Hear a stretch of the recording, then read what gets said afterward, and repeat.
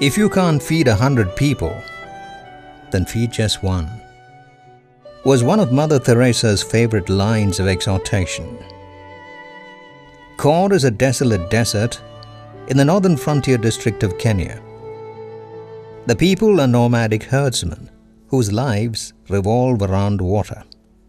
They keep moving in a never-ending search for water and vegetation.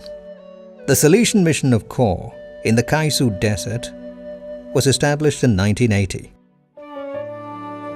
Since then, the sons of Don Bosco have been working with relentless zeal to uplift the people.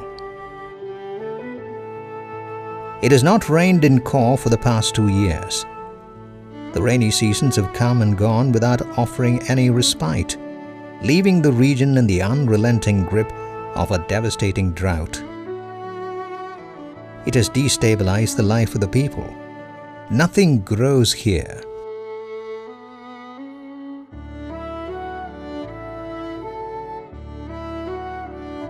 Mothers have nothing to cook. Children suffer from malnutrition. They don't go to school. Hungry and dehydrated, they fall victims to an assortment of diseases. One of the main concerns of the missionaries in this time of drought is the distribution of relief food.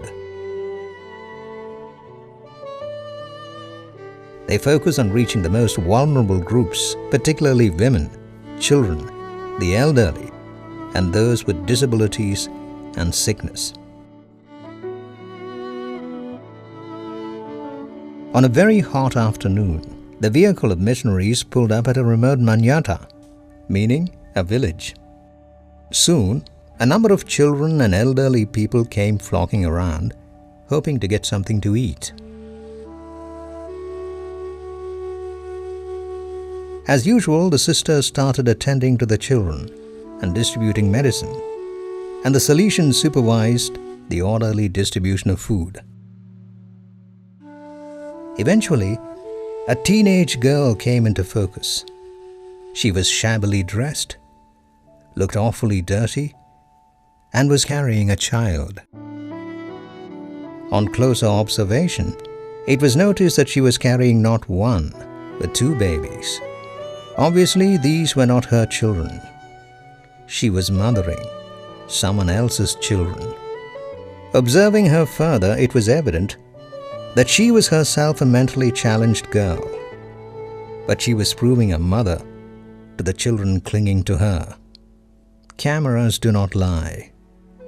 Ours captured her face, her clothes, her fingers, her nails, the flies niggling around the nose of the children, the sediments of dirt under their untrimmed nails, their sore eyes, their parched lips, their dry skin, the scabies, the wounds. Then one of the babies started crying, and she began to sing. When someone called out for silence for the singer to be heard, another commented that she was after all a mentally challenged singer. But undeterred, she sang, and the baby stopped crying. It was then time for the candies to be distributed. Children sat on the sand, caressingly licking them. They were relishing this very rare moment with silent smiles writ large on their faces.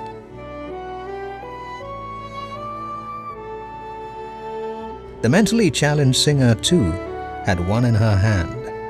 She too licked it with great relish. It tasted good.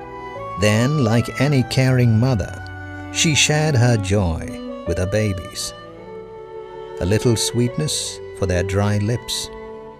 Those children mattered to her. She was happy to share, bringing a little joy also into their lives. The experience of traveling with the relief supply vehicles of the missionaries shows one that every group they meet patiently awaits their turn.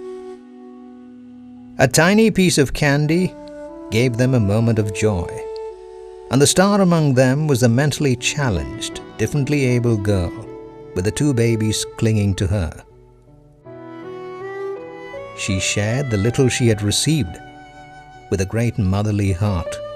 She truly proved herself to be a differently abled girl. And now, we are mentally challenged. We, who live in an often ridiculous world, where there is more fruit in a rich man's shampoo than in a poor man's plate.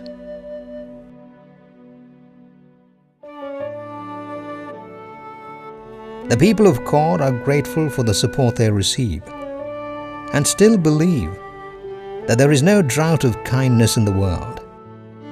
Some drops of water and a few slices of bread saved can save a life in Korr.